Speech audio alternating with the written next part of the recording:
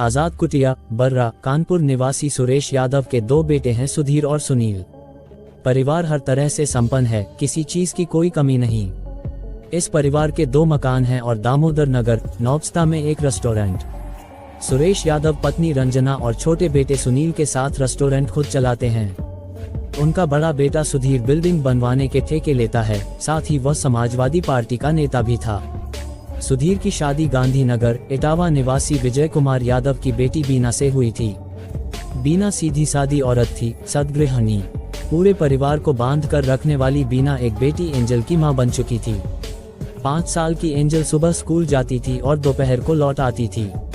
परिवार के अन्य सदस्य भी सुबह सुबह अपने अपने कामों पर चले जाते थे। उन लोगों के जाने के बाद बीना घर में अकेली रहती थी।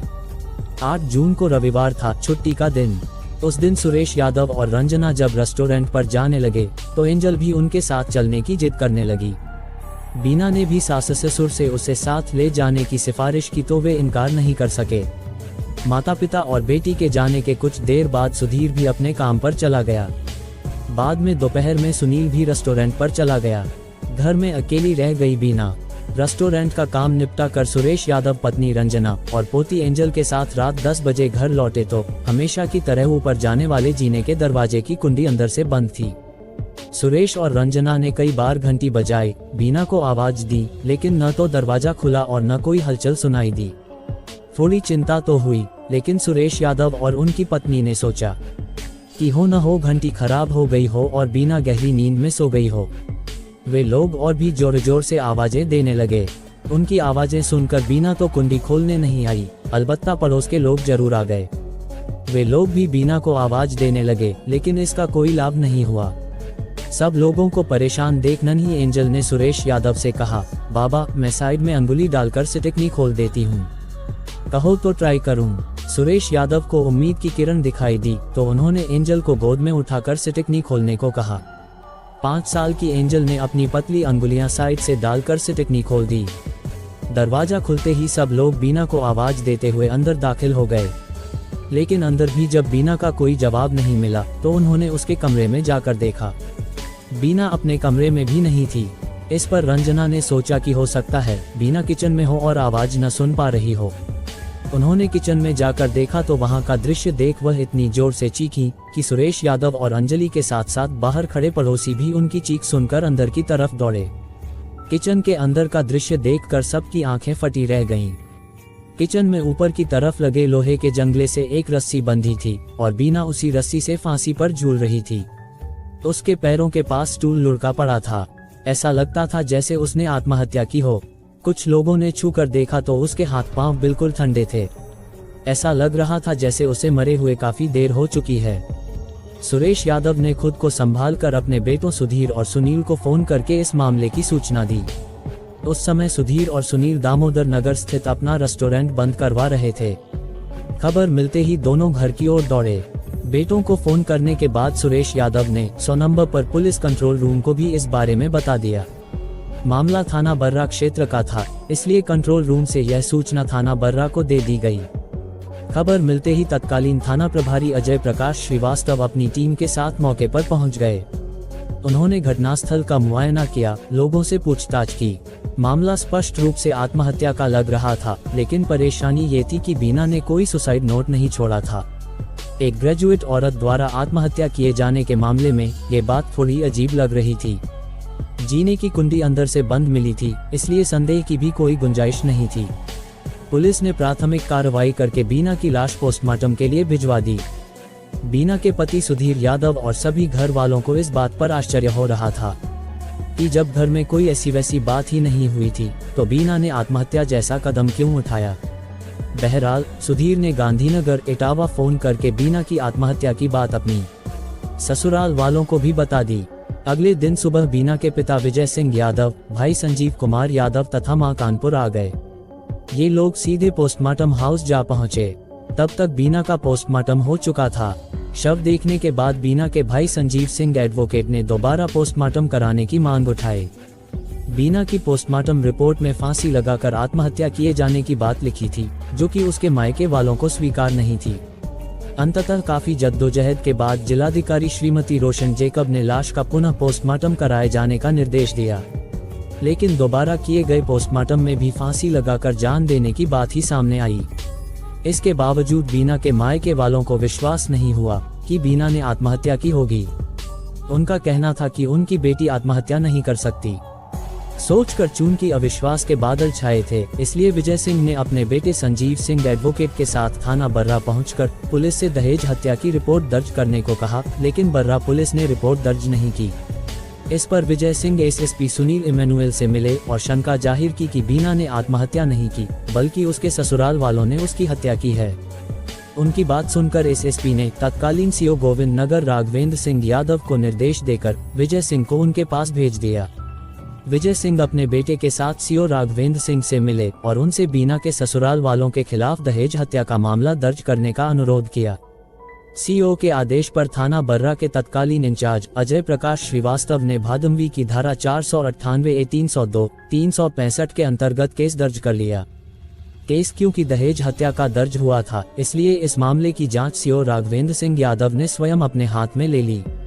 केस दर्ज होते ही सपा नेता सुधीर यादव सहित सभी घर वाले भूमिगत हो गए। बाहर ही बाहर सुधीर यादव ने सीओ तक अप्रोच लगाए कि जांच पूरी करने के बाद ही उनकी गिरफ्तारी की जाए, पर सीओ ने साफ कह दिया कि पहले जेल जाएं फिर जांच होगी। कोई रास्ता न देख सुधीर यादव ने हाईकोर्ट का दरवाजा खटखटाया। वहां से गिरफ्तारी का स्टे ऑर्डर मिल गया। इसी दौरान सीओ गोविंद नगर राघवेंद्र सिंह यादव का तबादला हो गया। उनकी जगह नए सीओ ओम प्रकाश सिंह ने चार्ज संभाला।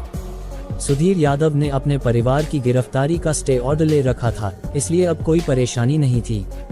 वह कुछ सपा नेताओं के साथ सीओ ओम प्रकाश सिंह से मिले। सुधीर ने उन्हें बताया कि बीना की हत्या उन लोगों ने नहीं की है, बल्कि उन्हें जबरन फंसाया जा रहा है। सुधीर ने एक रहस्य की बात ये भी बताई कि बीना का मोबाइल कहीं नहीं मिला है। प्रकाश सिंह ने बीना की फाइल मंगाई और एक एक चीज का बारीकी से निरीक्षण किया। घटनास्थल की फोटो देखने के बाद उन्हें लगा कि जिस तरह रस्सी में फांसी के फंदे की नीचे और ऊपर गांठें लगाई गई थीं, वह एक सामान्य महिला के वश की बात नहीं थी। इससे उन्हें भी यह मामला हत्या का ही लगा। जांच के लिए ओम प्रकाश सिंह ने सुधीर से नंबर लेकर सबसे पहले बीना के मोबाइल की कॉल डिटेल्स निकलवाई। बीना ने आखिरी बार जिस नंबर पर बात की थी, उस पर ओम प्रकाश सिंह की निगाह टिक गई। कारण ये था कि उस नंबर से 31 मई से 8 जून तक 15 बार बातें हुई थीं।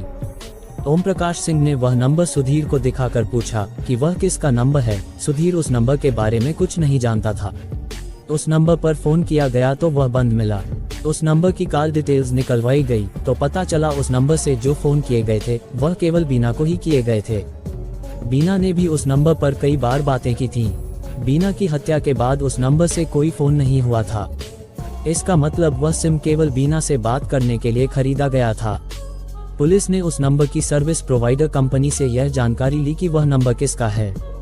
जानकारी मिलने पर पुलिस उस आदमी तक पहुंच गई जिसके नाम पर सिम इश्यू हुआ था, लेकिन उस आदमी ने इस बात से इनकार कर दिया कि वह उस नंबर के बारे में कुछ जानता है। अलबत्ता उसने यह जरूर माना कि नंबर लेने के लिए फोटो और आईडी उसकी ही इस्तेमाल हुई है। उस व्यक्ति से पूछताछ के बाद ये बात स्पष्ट हो गई कि किसी ने सिम लेने के लिए फर्जी तरीके से उसके फोटो और आईडी का इस्तेमाल किया था। इसके बाद यह मामला और भी पेचीदा हो गया। स्थिति के मद्देनजर एसएसपी सुनील इमैनुअल ने इस मामले की विस्तृत जांच के लिए एक विशेष टीम का गठन किया, जिसमें SP crime MP Verma, CO Om Prakash Singh, sub inspector Anuddin, Anand Sharma, head constable Rajkishor, सिपाही अरविंद पांड्या, गौरव गुप्ता, भूपेंद्र सिंह और सर्विलांस विशेषज्ञ शिवभूषण को शामिल किया गया। जिस नंबर से बीना को फोन किए जाते थे वह क्योंकि बंद था, इसलिए शिवभूषण ने सर्विलांस के माध्यम से उस फोन के IMEI नंबर का सहारा लिया, जिसमें उस नंबर की सिम का इस्तेमाल किया गया था। युक्ति काम कर गई। पुलिस को इससे उस नंबर का पता चल गया जो उस वक्त उस मोबाइल में चल रहा था। उस नंबर का पता चलते ही पुलिस ने सर्विस प्रोवाइडर कंपनी से उसके धारक की जानकारी ले ली। पता चला वह सिम मृदुल वाजपेयी, निवासी नौबस्ता, कानपुर के नाम पर था। इसके बाद पुलिस ने तत्काल मृदुल वाजपेयी को हिरासत में लेकर उससे विस्तृत पूछताछ की। थोड़ी सी सख्ती के बाद मृदुल वाजपेयी टूट गया। उसने स्वीकार कर लिया कि बीना की हत्या उसी ने की थी। साथ ही यह भी बता दिया कि इस मामले में उसके पिता श्याम कुमार वाजपेयी, रूबी यादव, मनीष धूसिया और तांत्रिक शाकिर अली उर्फ बाबा अकबर शाह भी शामिल थे। पुलिस टीम ने उसी दिन ओम प्रकाश सिंह के निर्देशन में छापा मारकर श्याम कुमार वाजपेयी, मनीष धूसिया, रूबी यादव और बाबा अकबर शाह को गिरफ्तार कर लिया। इन लोगों से पूछताछ में आत्महत्या में हत्या की जो कहानी सामने आई, वाकई हैरतअंगेज भी थी और आंखें खोलने वाली भी। दरअसल सुधीर बिल्डिंग बनवाने के ठेके तो लेता ही था, समाजवादी पार्टी का सक्रिय कार्यकर्ता भी था। समाजवादी युवजन सभा का महासचिव होने के नाते पार्टी के शीर्ष नेताओं तक उसकी सीधी पहुंच थी। इस नाते परिचितों, रिश्तेदारों में उसका खूब मान सम्मान था। एक बार सुधीर जब अपने एक रिश्तेदार की शादी में शामिल होने इटावा गया, तो वहां उसकी मुलाकात रूबी यादव से हुई। 22 साल की रूबी विश्व बैंक कॉलोनी, कानपुर के रहने वाले प्रमोद कुमार यादव की बेटी थी। वह HDFC बैंक में अकाउंटेंट कोऑर्डिनेटर के पद पर काम कर रही थी। सुधीर और रूबी पहली बार मिले तो दोनों ही एक दूसरे की ओर आकर्षित हुए। बातचीत में दोनों ने अपने अपने मोबाइल नंबर भी एक दूसरे को दे दिए। इस मुलाकात के बाद सुधीर और रूबी जब कानपुर लौट आए तो दोनों के बीच फोन पर लंबी लंबी बातें होने लगी, जिनमें रोमांटिक बातें भी होती थीं। बातों का सिलसिला बढ़ा तो फिर मुलाकातें भी होने लगी। सुधीर शादीशुदा था और एक बेटी का बाप भी। ये बात रूबी भी अच्छी तरह जानती थी। इसके बावजूद न तो रूबी ने इस बात की परवाह की और न सुधीर को अपनी पत्नी और बेटी का ख्याल आया। रूबी के सामने उसे अपनी पत्नी बीना फीकी और उबाऊ लगने लगी थी। धीरे धीरे सुधीर और रूबी की एक दूसरे के प्रति दीवानगी बढ़ती गई। रूबी का तो ये हाल हो गया कि वह सुधीर को देखे बिना नहीं रह पाती थी। दोनों ही अपने अपने प्यार का इजहार कर चुके थे। मोबाइल पर बातें होना तो आम बात थी, इसके लिए दोनों ही न दिन देखते थे न रात। इसका नतीजा ये हुआ कि बीना को सुधीर पर शक होने लगा कि उसकी जिंदगी में कोई और औरत भी है। बीना ने जब अपने स्तर पर पता लगने की कोशिश की तो उसे जल्दी ही पता चल गया कि वह रूबी नाम की एक लड़की से इश्क लड़ा रहा है। इसके बाद पति पत्नी में आए दिन झगड़े होने लगे। बीना सद्गृहिणी थी, उसकी मजबूरी ये थी कि परिवार के सामने पति से खुलकर लड़ भी नहीं सकती थी। किसी से शिकायत करने से भी कोई फायदा नहीं था, क्योंकि सुधीर पावरफुल नेता था। घर में भी उसकी दमगई चलती थी। उधर गुजरते वक्त के साथ रूबी के दिल में सुधीर के लिए प्यार बढ़ता जा रहा था। सुधीर भी शादीशुदा और एक बेटी का बाप होने के बावजूद रूबी से ऐसे प्यार जताता था जैसे उसके बिना रह ही नहीं सकता। कभी भी वह रूबी के सामने अपनी पत्नी की बुराई भी करता और अपनी मजबूरी जाहिर करते हुए कहता, क्या करूं, मेरे माँ बाप ने कम उम्र में ही मेरी शादी कर दी, उनकी वजह से मैं उसे छोड़ भी नहीं सकता। मैं जैसी पत्नी की कल्पना करता था तुम बिल्कुल वैसी ही हो। सुधीर की अपनत्व भरी प्यारी प्यारी बातें सुनकर रूबी फूली नहीं समाती थी। ऐसी बातें सुनकर उसके दिल में सुधीर के लिए और भी प्यार बढ़ जाता था। नतीजा ये हुआ कि वह सुधीर को सदा के लिए पाने की चाहत पाल बैठी। इसी बीच एक ऐसी घटना घटी जिसने रूबी के मन में बीना के प्रति जहर घोल दिया। दरअसल सुधीर और रूबी प्रायः रोज ही बात किया करते थे।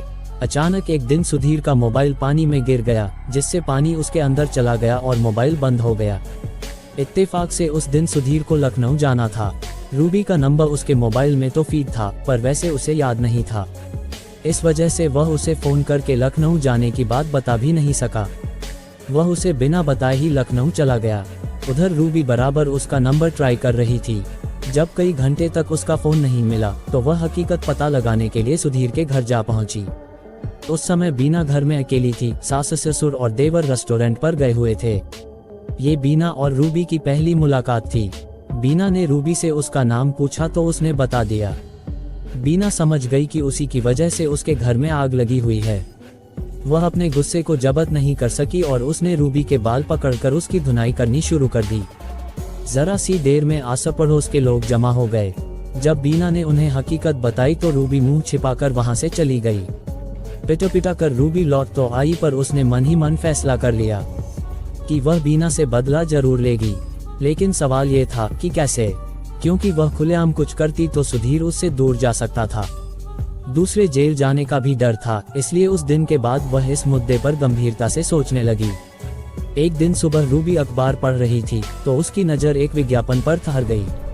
विज्ञापन बाबा अकबर शाह का था, जिसने विज्ञापन में प्रेमी प्रेमिका को मिलाने का दावा बड़ी गारंटी के साथ किया था। रूबी को तांत्रिक बाबा के दावों में दम नजर आया तो उसने बाबा अकबर शाह से मिलने का फैसला कर लिया। बाबा अकबर शाह ने अपना अड्डा बर्रा में हरी मस्जिद के पास बना रखा था। रूबी उससे जाकर मिली और उसे अपनी और सुधीर की पूरी प्रेम कहानी सुना दी। साथ ही बीना के बारे में भी बता दिया, जिसकी वजह से दोनों का मिलना मुमकिन नहीं था। अकबर शाह का असली नाम शाकिर अली था। वह नंबर 1 का धूर्त था और रूबी जैसों को अपने जाल में फंसाने को तैयार बैठा रहता था।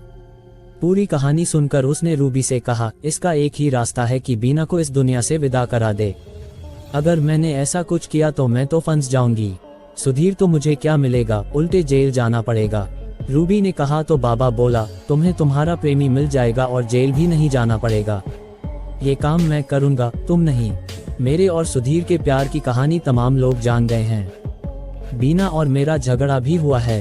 अगर उसका कत्ल होगा तो नाम तो मेरा ही आएगा, फिर कैसे बचूंगी मैं? क्योंकि यह काम मैं तंत्र मंत्र से करूंगा।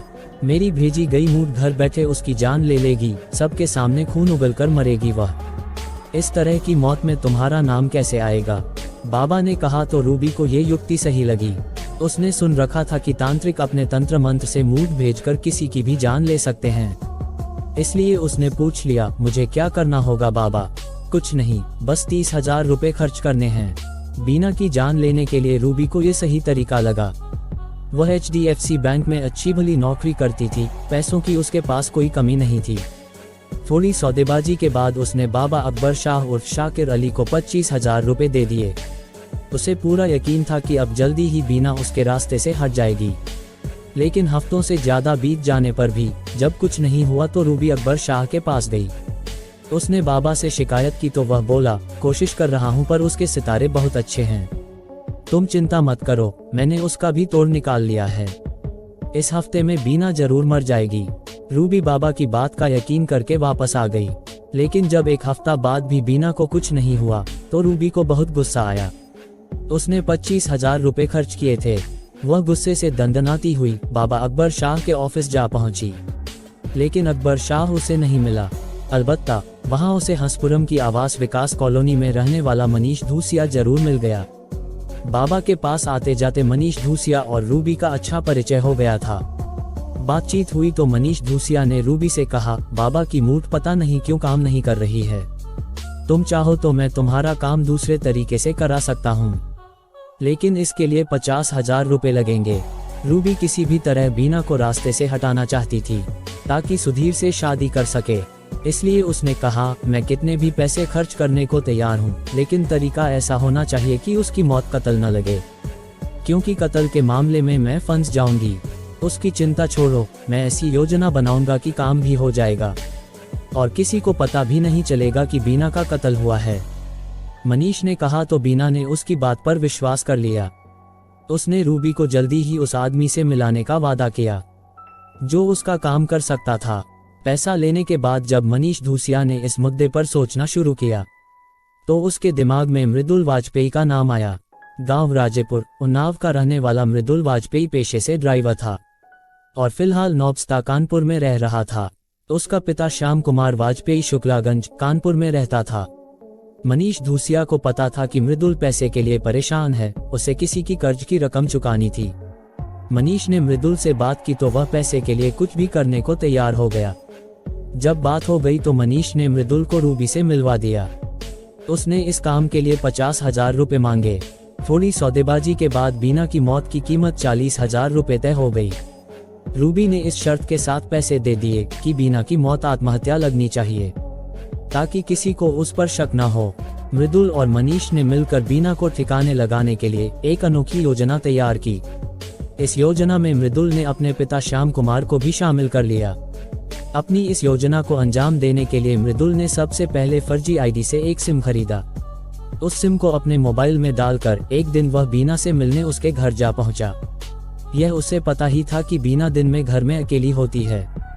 डोरबेल बजाने पर बीना ने दरवाजा खोला तो मृदुल ने खुद को तांत्रिक बताते हुए कहा, तुम्हारे पति ने मेरी भांजी को अपने प्रेम जाल में फंसा रखा है, उसे समझा लो वरना ऐसा तंत्र मंत्र करूंगा कि खून उगल उगल कर मरेगा।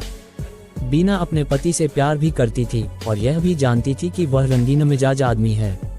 उसने मृदुल की बातों पर यकीन कर लिया, साथ ही वह घबराई भी।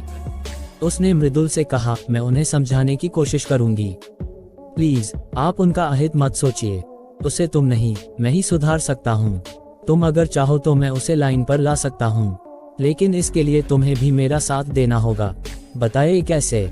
बीना ने पूछा तो मृदुल बोला, फिलहाल तो आप अपना मोबाइल नंबर मुझे दे दीजिए, क्योंकि यह मामला इतना आसान नहीं है। इसके लिए बहुत मशक्कत करनी पड़ेगी। मैं अपना नंबर आपको दे देता हूँ। जब भी आपके पास 2-2.5 घंटे का समय हो मुझे बुला लीजिएगा, मैं अपना काम शुरू कर दूंगा। बीना ने विश्वास करके मृदुल को अपना फोन नंबर दे दिया। बातचीत के बाद मृदुल चला गया। जब से सुधीर रूबी के चक्कर में फंसा था, पत्नी के प्रति उसका व्यवहार बिल्कुल बदल गया था। दोनों के बीच लड़ाई झगड़े आम बात हो गई थी। बीना को इस बात का तो जरा भी आभास नहीं था कि रूबी सुधीर से शादी का सपना देख रही है। अलबत्ता मृदुल की बातों से उसे यह जरूर यकीन हो गया था कि सुधीर रूबी की तरह ही किसी और लड़की से भी चक्कर चला रहा होगा। इसलिए वह चाहती थी कि किसी भी तरह उसका पति लाइन पर आ जाए और किसी दूसरी औरत के चक्कर में न पड़े। इसके लिए वह कुछ भी करने को तैयार थी। हर रोज सुबह को बीना के सास ससुर रेस्टोरेंट पर चले जाते थे। थोड़ी देर बाद देवर सुनील भी रेस्टोरेंट पर चला जाता था। एंजल के स्कूल का समय भी वही होता था। उधर सुधीर भी अपने काम के लिए सुबह को निकलता था तो शाम को वापस लौटता था। सबके जाने के बाद बीना घर में अकेली रह जाती थी। ये समय उसके लिए उपयुक्त था, इसलिए अगले दिन ही उसने फोन करके मृदुल को घर बुला लिया। बातचीत हुई तो मृदुल बीना से बोला, एक बार फिर सोच लो, तुम्हें बहुत कठिन परीक्षा से गुजरना होगा, जिसमें तुम्हें काफी कष्ट सहना पड़ेगा। मैं अपने पति के लिए किसी भी परीक्षा से गुजरने को तैयार हूँ। हर कष्ट सहूंगी मैं। आप बताएं मुझे क्या करना होगा। दरअसल मैं काला जादू करूंगा। इसमें थोड़ी तकलीफ तो होती है, पर रिजल्ट एकदम परफेक्ट आता है। अगर थोड़ा कष्ट सह सकती हो तो कोई परेशानी ही नहीं है। बताइए तो मुझे करना क्या होगा। मृदुल ने कोई जवाब देने के बजाय पूरे मकान में घूमकर देखा। तभी उसे किचन में काफी ऊपर लगा लोहे का एक जंगला नजर आ गया। उसे देखकर वह बीना से बोला, मैं इस जंगले में रस्सी बांधकर उसके दूसरे सिरे में फांसी का फंदा बनाऊंगा। वह फंदा गले में डालकर तुम्हें स्टूल पर खड़ा होना पड़ेगा। फिर मैं तंत्र मंत्र से अपना काला जादू शुरू कर दूंगा। जब मंत्र पूरे हो जाएंगे तो तुम्हें ये कहकर पैर से स्टूल गिरा देना होगा कि मेरे पति के जीवन में कोई प्रेमिका न रहे। स्टूल गिरने से फांसी का फंदा तुम्हारे गले में कस जाएगा और तुम्हें तकलीफ होने लगेगी। घबराई हुई बीना बड़े ध्यान से मृदुल की बात सुन रही थी। उसे शांत देख मृदुल बोला, डरने की जरूरत नहीं है। तुम्हें जब ज्यादा तकलीफ होगी तो इशारा कर देना, मैं तुम्हें संभाल कर फंदा गले से निकाल दूंगा। इस क्रिया में होगा ये कि तुम्हारा गला घुटने से जितनी तकलीफ तुम्हें होगी, उससे 4 गुना ज्यादा तकलीफ तुम्हारे पति की प्रेमिका को होगी। इस तरह मौत के डर से वह तुम्हारे पति का ख्याल अपने मन से निकाल देगी। एक पल रुककर मृदुल बोला, काले जादू का यह अनुष्ठान पूरे 40 दिन चलेगा, लेकिन रोजाना नहीं बल्कि हफ्ते में एक बार। अगर तुम तैयार हो तो हम आज से ही शुरू कर देते हैं। हाँ, तुम्हें डरने की जरूरत नहीं है, मैं हूँ सब कुछ संभालने के लिए। बीना डर तो रही थी, पर पति को बचाने के लिए वह कुछ भी करने को तैयार थी। इसलिए बिना दूरगामी परिणाम सोचे उसने हाँ कर दी। उसकी स्वीकृति मिलते ही मृदुल ने जंगले में रस्सी बांधकर उसके दूसरे सिरे पर फांसी का फंदा बना दिया। इसके बाद उसने बीना को स्टूल पर खड़ा करके फंदा उसके गले में डाल दिया। शुरू में तो बीना को डर लग रहा था, लेकिन जब मृदुल उसके चारों ओर चक्कर लगाकर मंत्र पढ़ने लगा तो उसका डर कम हो गया। करीब 20-25 मिनट का आडंबर रचने के बाद मृदुल ने बीना से स्टूल गिराने को कहा, तो उसने पैर से स्टूल गिरा दिया। स्टूल गिरते ही उसका गला रस्से के फंदे में फंस गया, लेकिन मृदुल ने फंदा कुछ इस तरह बनाया था कि उसे तकलीफ तो हो पर गला पूरी तरह न घुटे। इस तरह बीना ने 5-7 मिनट तकलीफ झेली। तत्पश्चात मृदुल ने उसे नीचे उतार लिया। ये सब आडंबर उसने बीना का विश्वास जीतने के लिए किया था। बीना का विश्वास जीतने के बाद मृदुल चला गया। बीना को उस पर किसी तरह का कोई संदेह नहीं था। इसी का लाभ उठाकर उसने ऐसा 2 बार किया। अब बीना स्टूल को लात मारकर बेहिचक नीचे कूदने लगी थी। यानी मृदुल के लिए मैदान साफ था। योजना पहले ही तैयार थी। 8 जून को रविवार था। उस दिन बीना का फोन आया तो मृदुल शाम 7 बजे अपने पिता श्याम कुमार और मनीष धूसिया के साथ उसके पास पहुंच गया। मनीष को उसने इसलिए बाहर छोड़ दिया ताकि वह बाहर नजर रख सके। अपने पिता श्याम कुमार के साथ वह अंदर चला गया। उस दिन मृदुल ने बीना से कहा, आज आखिरी पूजा है, इसलिए मैं अपने चेले को भी साथ लाया हूँ। आज काम हो जाएगा और अब किसी पूजा पाठ या तंत्र मंत्र की जरूरत नहीं पड़ेगी। सुनकर बीना खुश हो गई। उस दिन भी मृदुल ने पूरी क्रिया दोहराई, लेकिन इससे पहले उसने रस्सी में बने फांसी के फंदे को थोड़ा ढीला करके ऐसा बना दिया था कि बीना के बचने की कोई गुंजाइश न रहे। इस बार बीना को न बचाना था, न वह बच सकी। मृदुल और श्याम कुमार के सामने ही उसने छटपटाते हुए दम तोड़ दिया। बीना के घर आने जाने के चक्कर में मृदुल को ये पता चल गया था कि थोड़ी सी कोशिश करके जीने की कुंडी अंदर की तरह बाहर से भी खोली और बंद की जा सकती है। जाते वक्त उसने इसी का लाभ उठाया। अपना काम करके बाप बेटे मनीष धूसिया को लेकर वहां से फार हो गए। पूरी कहानी पता चलने के बाद पुलिस ने मनीष धूसिया, रूबी यादव और तांत्रिक अकबर शाह उर्फ शाकिर अली को भी गिरफ्तार कर लिया। श्याम कुमार को शुक्लागंज उन्नाव से पकड़ा गया। सभी आरोपियों को पुलिस ने 15 जुलाई को अदालत में पेश करके जेल भेज दिया। फिलहाल सभी जेल में हैं। कथा पुलिस सूत्रों पर आधारित